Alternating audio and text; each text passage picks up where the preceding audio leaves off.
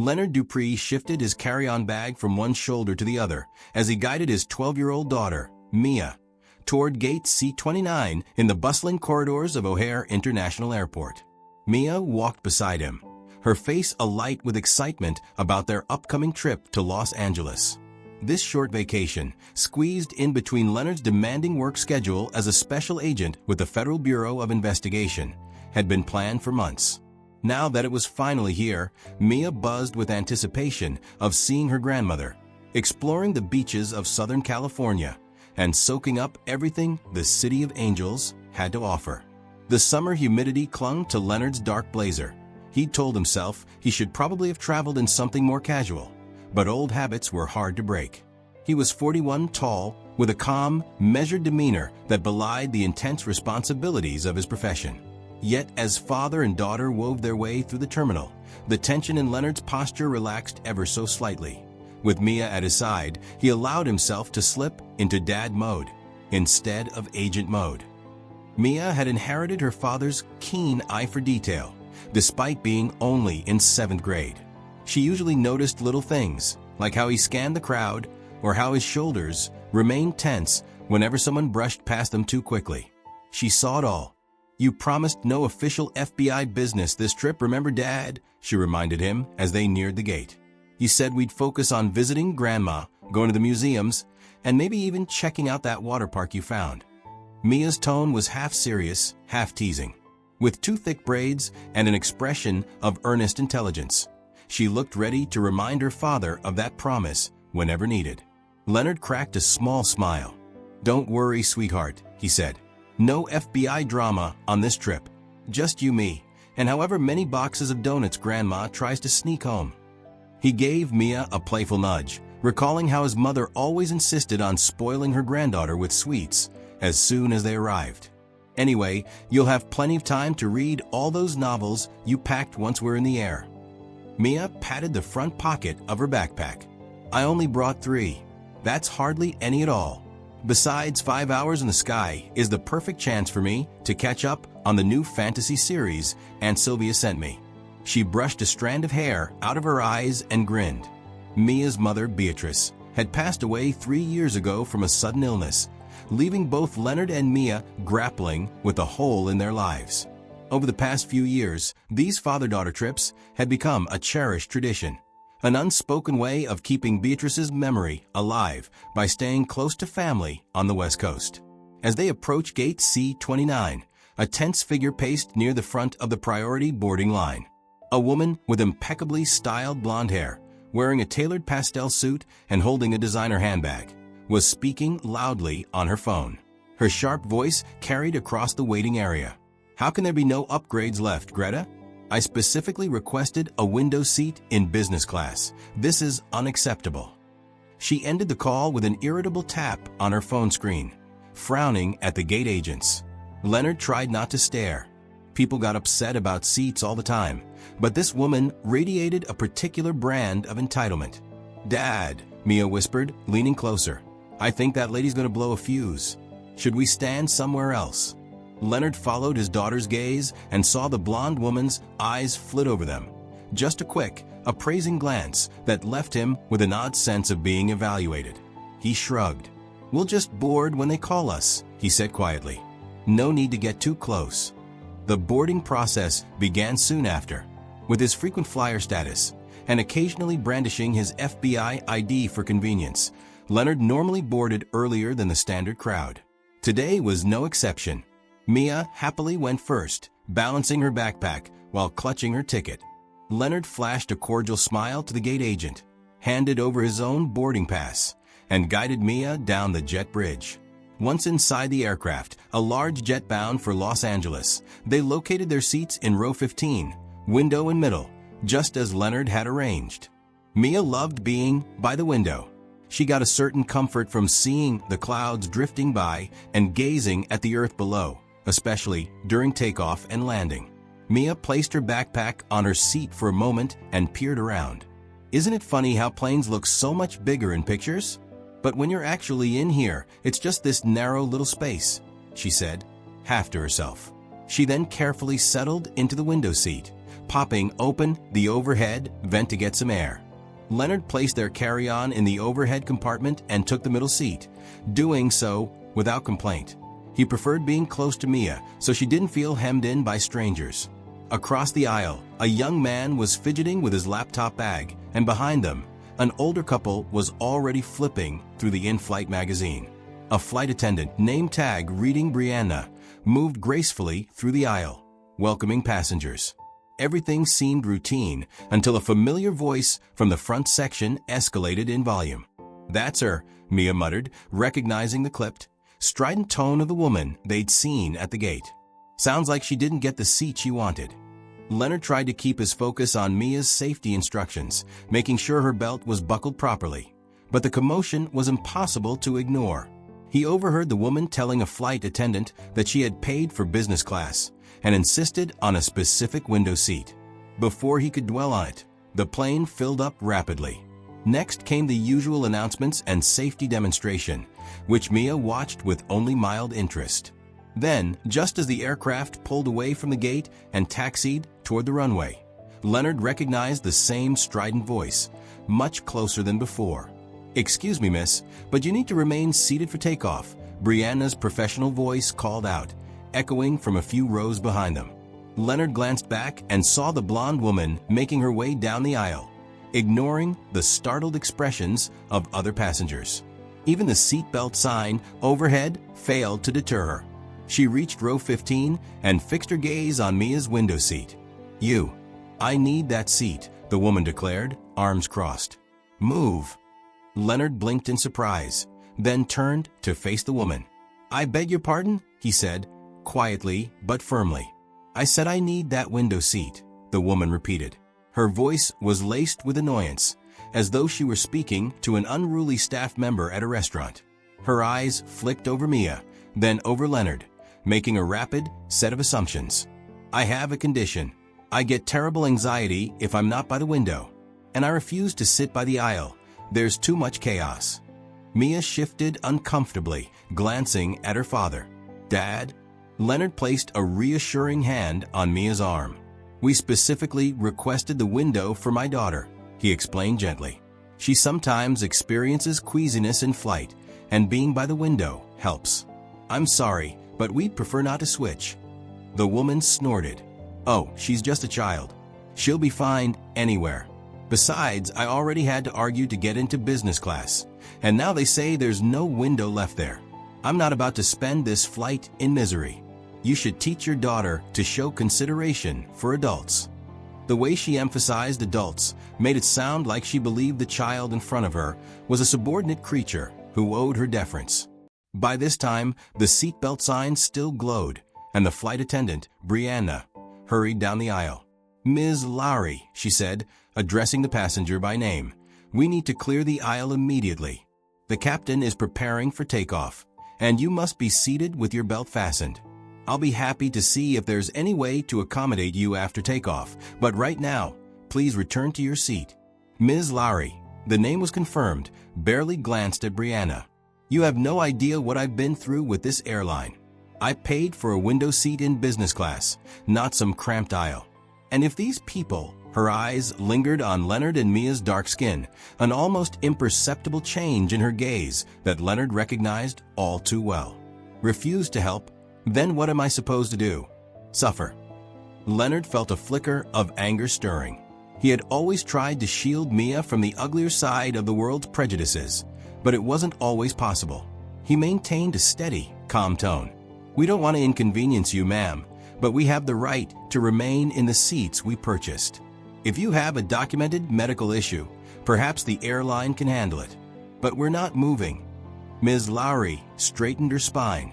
She was perhaps in her late 50s, though clearly a person who took pains to maintain the appearance of someone far younger. Her nails were immaculate, glinting with polish, and she wore heels that looked more suited for a gala than an airplane. "You don't seem to understand. I get panic attacks, and it's absolutely essential I have a window. This is just," she inhaled sharply, letting her sentence trail off with offended disdain. "Well, maybe you'd be more comfortable in another section," she finally added pointedly, giving Mia a thin-lipped stare. Mia's face flushed.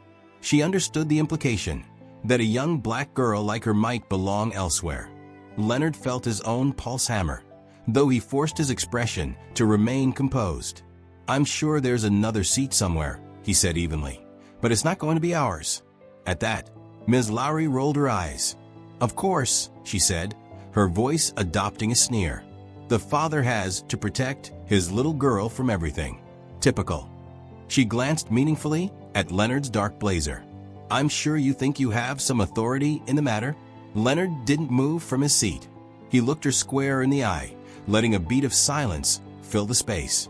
Then in one smooth motion, he took out his ID case, opened it to reveal his FBI badge, and said quietly but decisively, "Actually, ma'am, I do.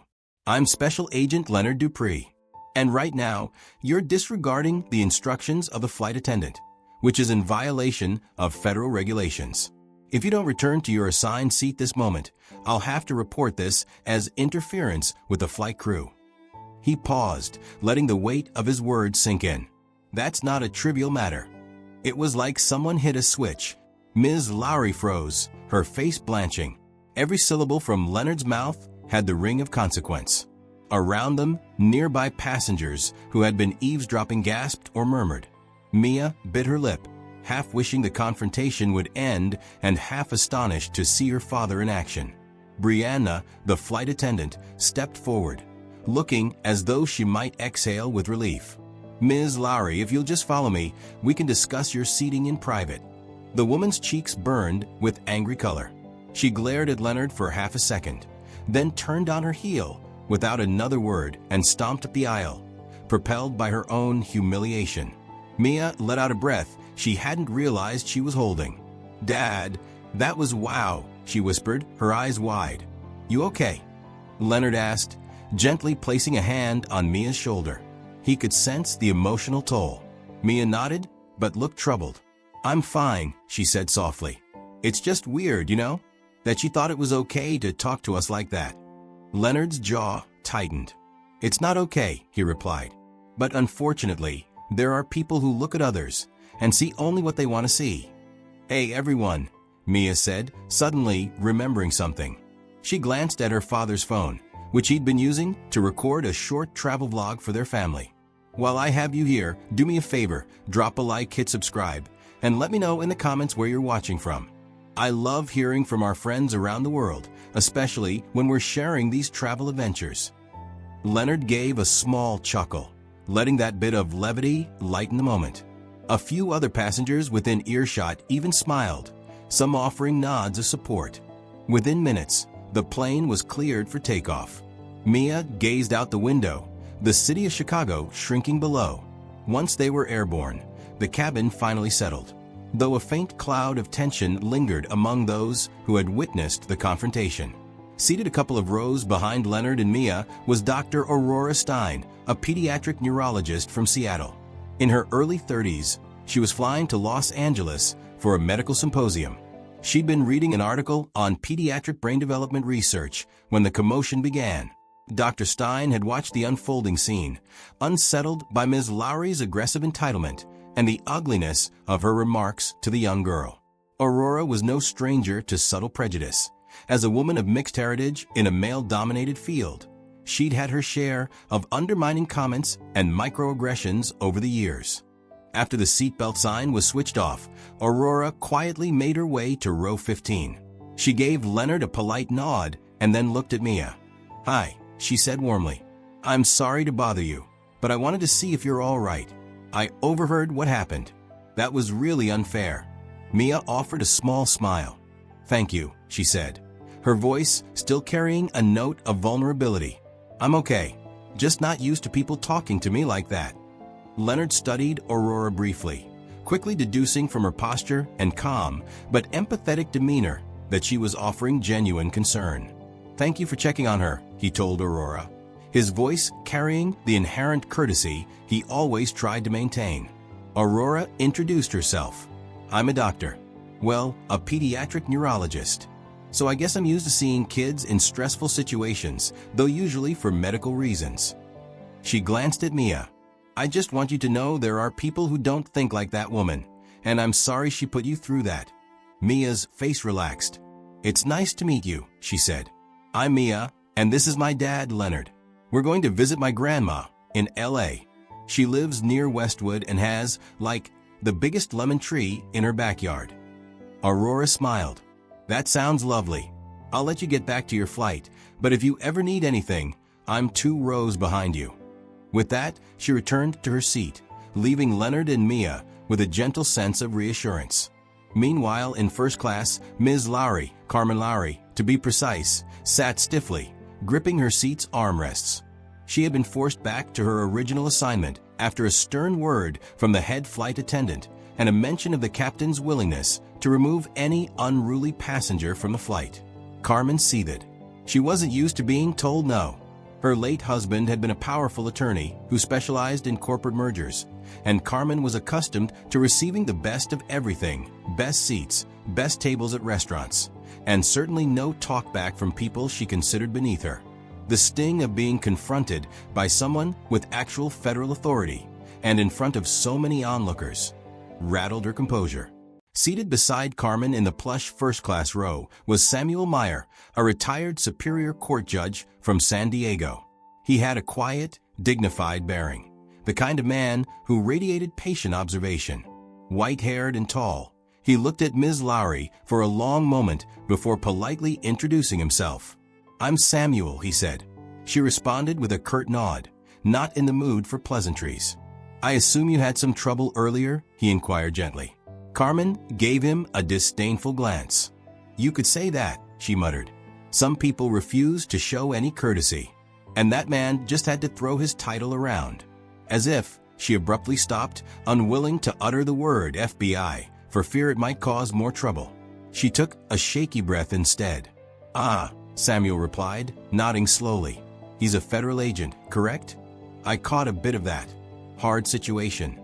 His tone was carefully neutral, though something in the way he said it signaled he might not entirely be on Carmen's side.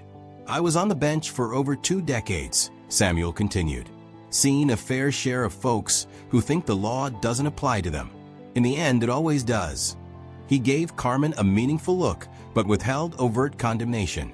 Carmen, unnerved by his calm critique, shifted her attention to the view outside the small first-class window. Clouds drifted past in a placid sea of white. She tried to swallow the knot in her throat, uncertain why she felt so cornered. "I just needed a window seat," she said quietly. "It's not like I asked for something outrageous." Samuel recognized the defensiveness in her voice. "Sometimes the details matter," he said softly, "especially how we say things and to whom." He left it at that, returning his focus to his in-flight magazine, letting Carmen stew in her own thoughts. Back in row 15, Mia had pulled out her headphones to watch a movie on the seatback screen.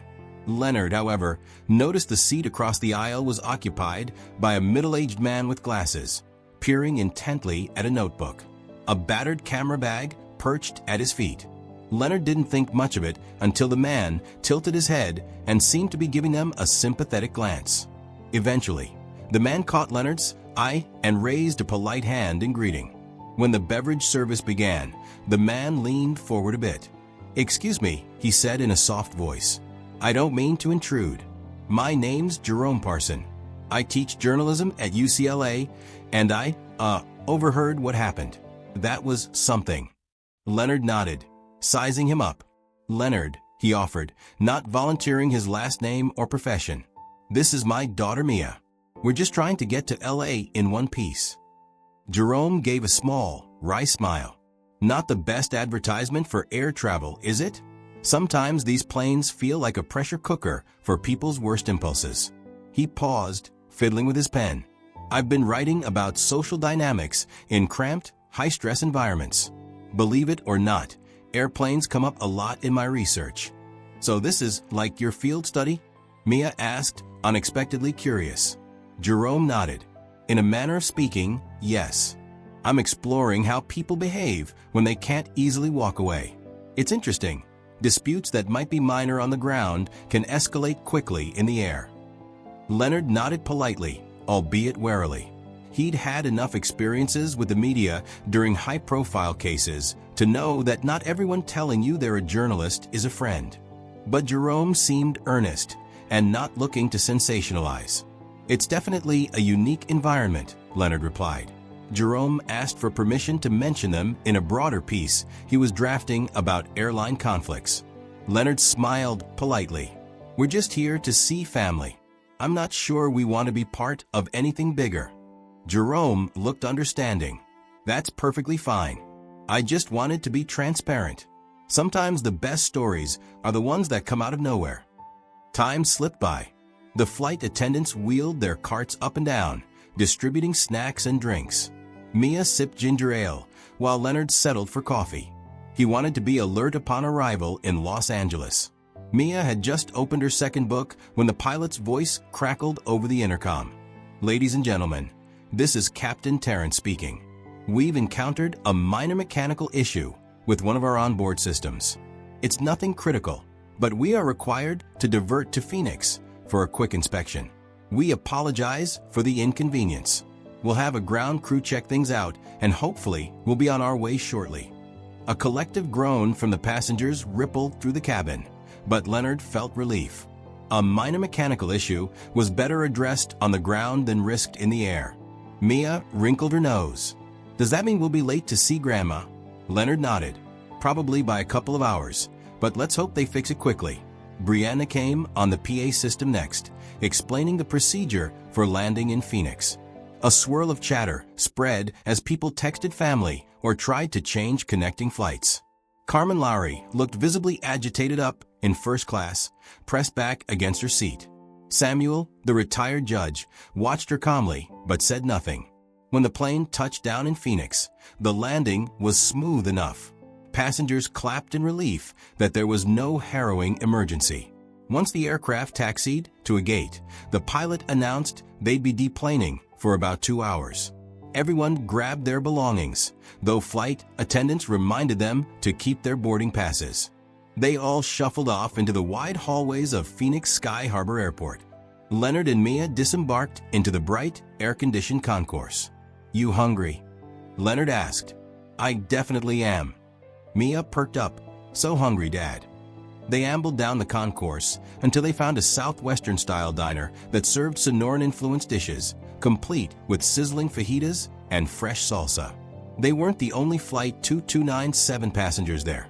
Dr. Aurora Stein, spotting them from across the restaurant, raised a hand in greeting. "Mind if I join?" she asked as the hostess led Leonard and Mia to a booth. Leonard smiled. "Absolutely, we'd love some company." Mia shifted over, making room for Aurora. The overhead fans provided a slight respite from the swirl of travelers passing by. As they studied the menu, Aurora asked Mia if she liked spicy food. Mia grinned. "I like medium spicy," she answered. "My dad keeps telling me I might regret the really hot stuff." Aurora laughed. "Wise advice. But if you ever do neurosurgery, you'll need to handle intense heat, like intense situations at least." Mia perked up. "Neurosurgery? That's what you do." "I specialize in pediatric neurology," Aurora explained, sipping water. "I see kids with epilepsy, brain tumors, that kind of thing. It's challenging but rewarding." She offered a small shrug, aware how heavy it could sound. Mia's eyes went wide with admiration. "That's amazing," she said. "You help them get better?" Aurora's expression softened. "I do my best. Sometimes, just understanding the problem is half the battle. Then we try different treatments." Leonard listened quietly, impressed with Aurora's gentle approach to explaining her work. She reminded him of some of the dedicated agents he knew, people who believed their mission was to serve and protect those who needed it most. Partway through their conversation, the restaurant door slid open, and in walked none other than Ms. Lowry, looking uneasy. She glanced around, her eyes eventually landing on Leonard, Mia, and Aurora.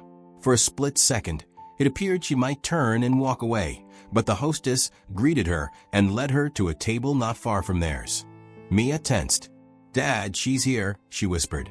Leonard patted Mia's hand reassuringly. "She's not going to bother us again," he replied quietly. Nevertheless, Ms. Lowry approached their table after a few minutes, clearly torn between anger and the humbling reality of a flight delay. "Ahem," she said, clearing her throat. Aurora and Leonard paused mid-conversation. Yes, Leonard said, polite but reserved. Look, Ms. Lowry began, still standing with stiff shoulders. She seemed unaccustomed to apologizing. I don't want any trouble. I just want to be on my way to L.A. If we're stuck here together, can we maybe agree to not keep me from getting my seat back once we board? Mia stared at the table. Aurora folded her arms. I'm sure no one is going to interfere with your seat, Ms. Lowry, Carmen supplied. Well, good. She paused, noticing Aurora's protective posture. Never mind. As quickly as she had approached, Ms. Lowry turned and retreated to her own table, ordering a coffee. The interaction was short and awkward, but not as openly hostile as before. I don't think that qualifies as an apology, Aurora murmured, shaking her head. Leonard shrugged. Better than her lashing out again, I suppose. They proceeded to enjoy their lunch, with sizzling plates of enchiladas and chili lime chicken. Mia devoured the meal, exclaiming she had never tasted such spicy flavors. Afterward, they returned to the gate to await updates. During that wait, they noticed Jerome Parson and Samuel Meyer chatting together near a large window overlooking the tarmac. Samuel's posture was relaxed, arms behind his back, while Jerome took occasional notes in his spiral pad.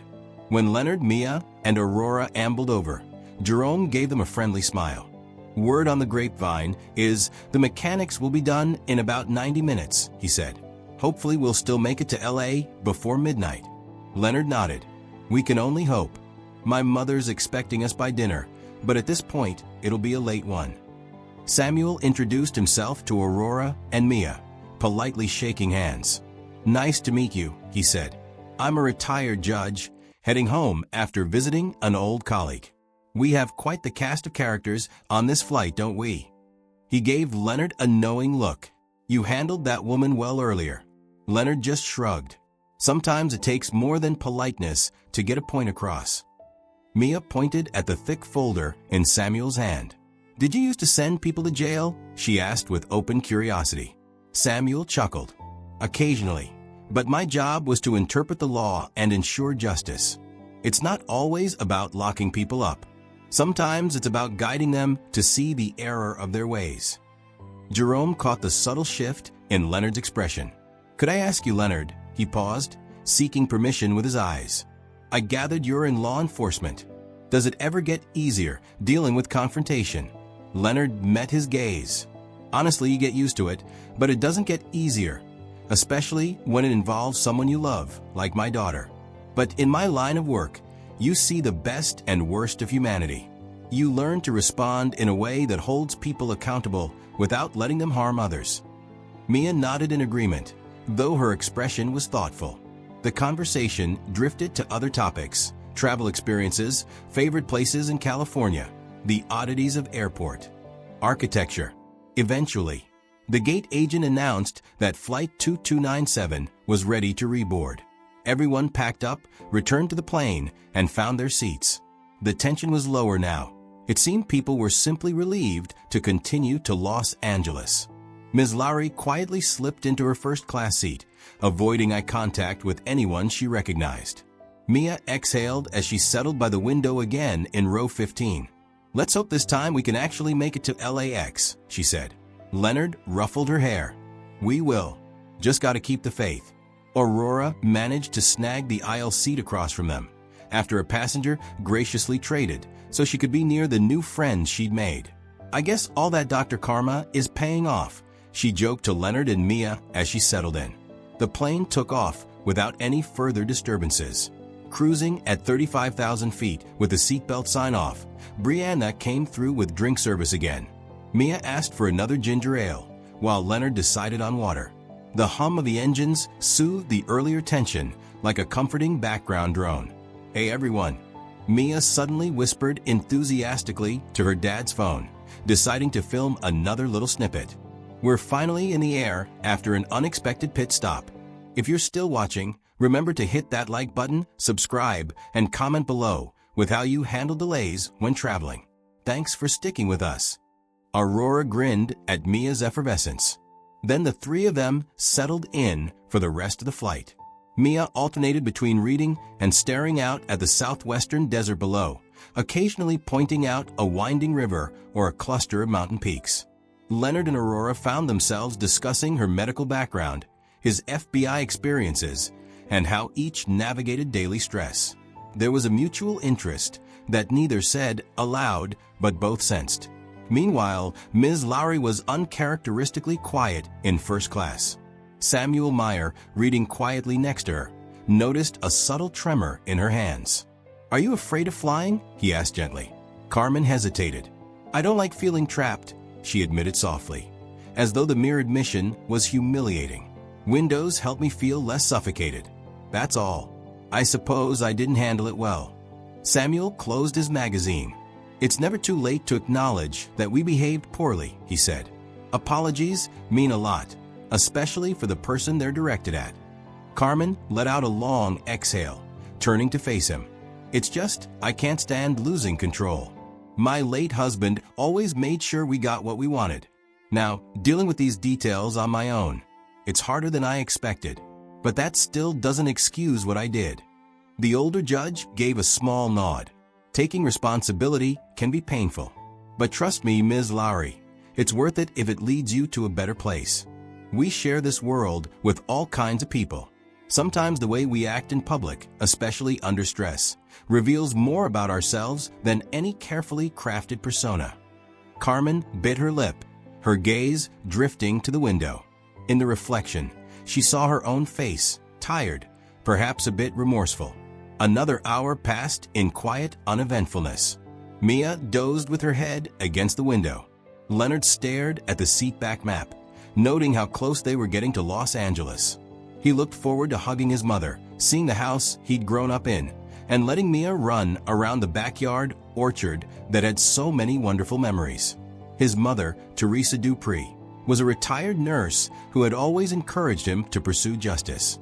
He knew she'd have strong words about the incident once she heard the story. She never tolerated disrespect, especially not to her granddaughter. Finally, the captain's voice announced their approach into Los Angeles. Light glinted off the ocean as the plane descended through clear skies, revealing a vast sprawl of city and coastline. Mia woke, pressing her face to the window again, her eyes glowing with excitement. "Dad, I can see the Hollywood sign," she exclaimed. The plane touched down smoothly at LAX, rolling to a gentle stop at the gate. Passengers collectively sighed in relief, happy the journey was over. As they disembarked, the hush of earlier tensions gave way to the typical bustle of retrieving bags from overhead compartments. Everyone wanted to stretch their legs. Jerome caught Leonard's arm briefly in the aisle. "I'd still love to chat for my piece about airline experiences," he said. "No pressure, but let me give you my card." Leonard accepted it with a nod, noting the UCLA contact info. "I appreciate the courtesy. I'll think about it," he said. Dr. Aurora Stein joined the short line streaming toward the exit. She shot Leonard a friendly look. "If you two want some recommendations around LA, kids' museums, interesting parks, I have a list," she said. Mia beamed. "Yes, I'm so ready for fun places." They parted ways once on the jet bridge, with Aurora headed off to pick up her luggage and Leonard and Mia funneling toward baggage claim for their own suitcase. "You have Grandma's address, right, Dad?" Mia teased, as if she suspected he could forget. Leonard just chuckled, holding up his phone with the address pinned. "We're all set, Ms. Smarty Pants." Baggage claim was crowded as always. While waiting, Mia spotted Ms. Lowry and Samuel Meyer standing some distance away, apparently exchanging phone numbers. Perhaps Ms. Lowry intended to follow up with him for legal advice, or maybe it was just a courtesy. Leonard couldn't hear their conversation, but he saw Ms. Lowry's face, taut with conflicted emotion. Then she glanced across the conveyor belt, caught Leonard and Mia's eye, and looked momentarily frozen. To Leonard's surprise, she made a cautious approach. Leonard tensed slightly, protective instincts sparking. But Ms. Lowry took a breath and spoke in a subdued tone. "I just wanted to say that I didn't mean to upset your daughter. I was frustrated and not at my best. I'm sorry," she finished, although the words seemed difficult for her to produce. Mia observed her. an array of emotions flickering across her face. Finally, Mia nodded politely. "Okay," she said softly. "Thank you for apologizing." Ms. Lowry's eyes flicked to Leonard, who also nodded. "We appreciate it," he said. "Safe travels." A brief pause. Then Ms. Lowry pivoted and walked away, perhaps feeling that was all she could manage. It wasn't a grand gesture, but it was something, an acknowledgement at least, that her actions had been wrong. Not long after that, Leonard and Mia grabbed their rolling suitcase off the belt. Standing at the arrival curb outside, they breathed in the warm LA air, tinged with a hint of ocean breeze. The sky had begun its shift to late afternoon gold. Cars and taxis jockeyed for position along the busy roadway. "I'm so glad we made it," Mia said, practically dancing on her toes. "I can't wait to see Grandma." Leonard flagged down a rideshare, and soon they were heading away from the airport, weaving through traffic. Mia chattered about how she'd tell Grandma all about the fiasco on the plane, about the proud moment she felt when her dad had stepped up to protect her with unwavering firmness. Leonard half listened, half watched the Los Angeles streets roll by, palm trees, billboard-lined avenues, drivers honking with impatience in crowded intersections. The tension from the flight was dissipating with each passing block. When they arrived at Teresa Dupree's one-story home in Westwood, the front door flew open before they even exited the car. Teresa stood on the porch, silver hair framing a face lit with delight. Mia bounded out, and grandmother and granddaughter embraced. "There's my sweet girl," Teresa exclaimed. "And my dear son." Leonard joined the hug, the weight of the journey rolling off his shoulders. "You look well, Mom," Leonard said, scanning her bright eyes for signs of fatigue. She laughed. "Of course I do. I've been preparing for my favorite people to arrive." She motioned them inside. The living room smelled of freshly baked cookies, and the fan overhead whirred softly. "I expect you two had an interesting trip?" Mia launched into a condensed version of the plane drama, her voice rising with indignation at Ms. Lowry's behavior and pride at how her father had shown his badge. Teresa's brows arched in disapproval at the story. "I'm sorry you had to go through that, sweetheart," she said to Mia, then paused.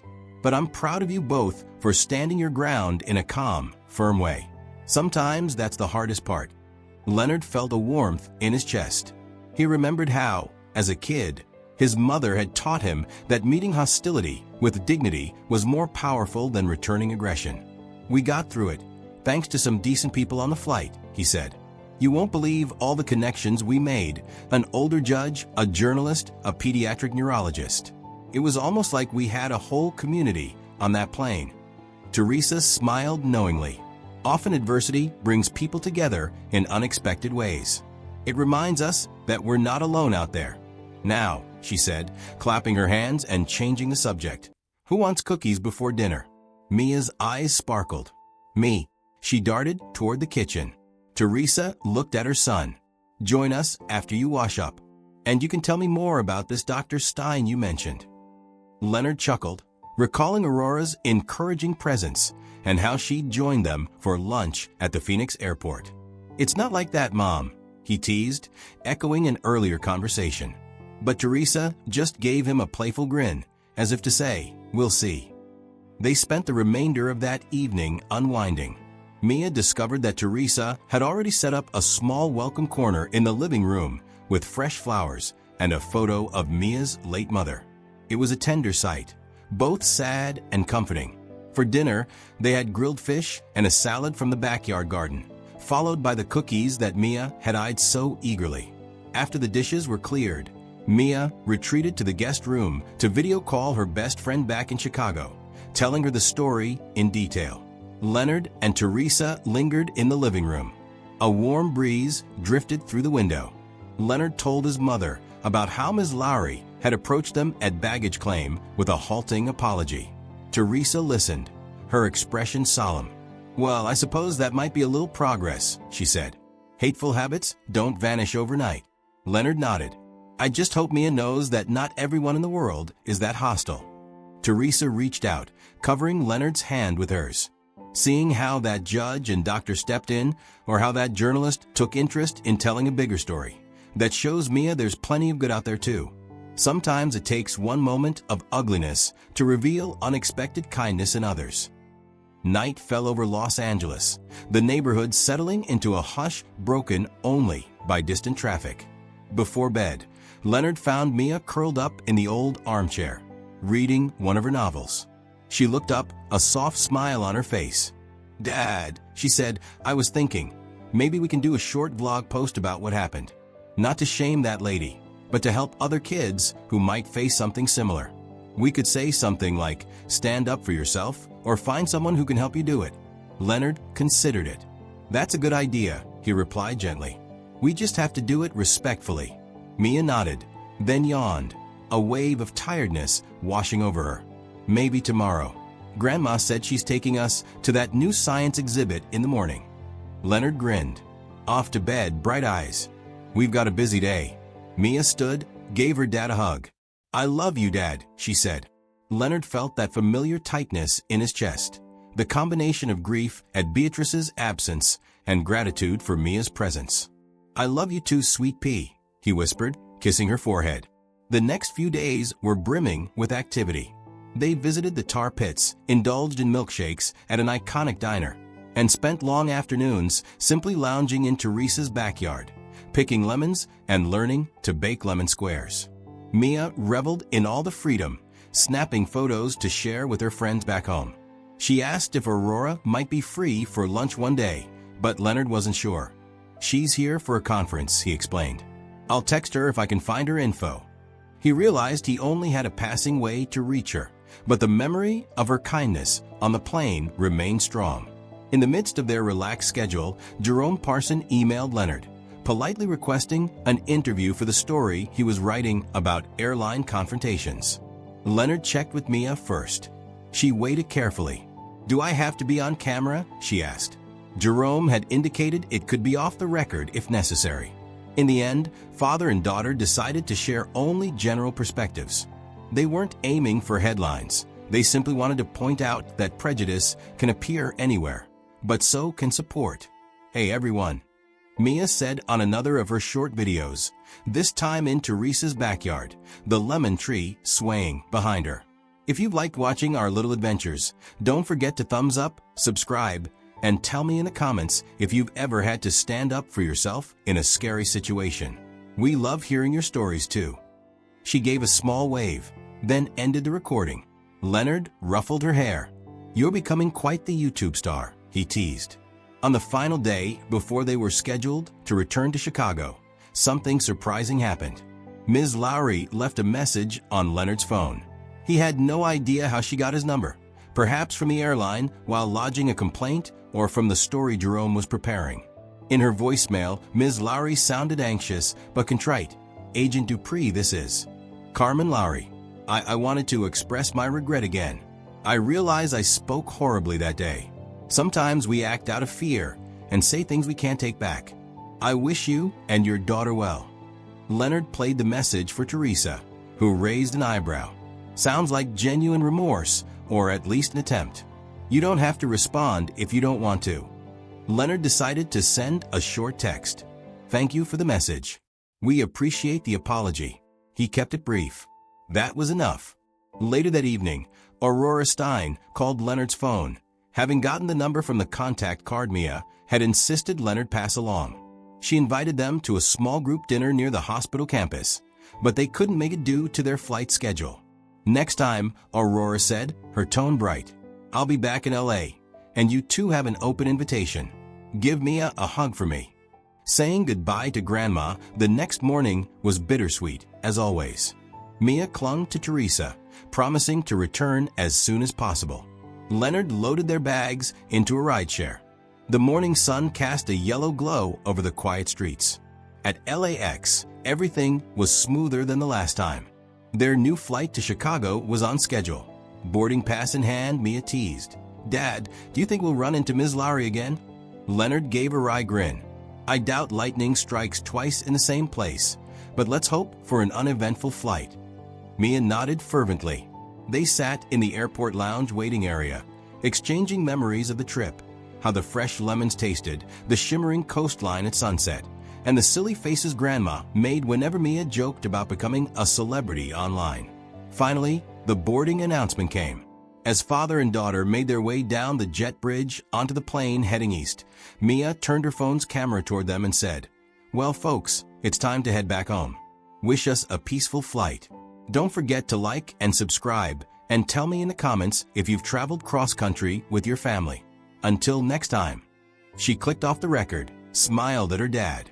Leonard playfully nudged her. Fame suits you. When they found their row, again a window and middle seat, Mia settled in quickly. Leonard placed his carry-on above. As the other passengers boarded, they recognized none of the faces from their previous flight.